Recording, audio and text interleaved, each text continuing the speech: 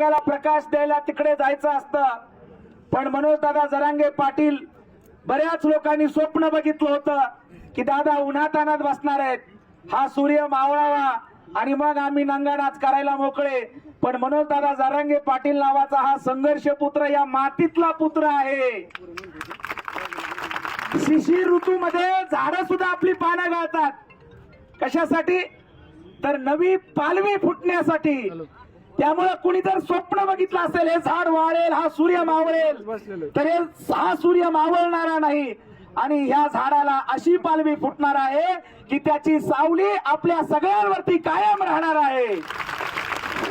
आणि म्हणून आपण सुद्धा असा संघर्ष करायचा आता की आजची रात्र, ते लोक म्हणतात ना रात्र वैऱ्याची, पण आज खरंच सांगतो तुम्हाला आजची रात्र आपल्यासाठी वैऱ्याची आहे. कारण उद्याचा सूर्य आपण मराठा समाजाने हे भोगलेलं आहे. आपण दोघं करार करू, जग बदलण्याचा एक नवा थरार करू. तू आता ताऱ्यांना प्रकाशमान कर, मी मराठ्यांना प्रकाशमान करतो.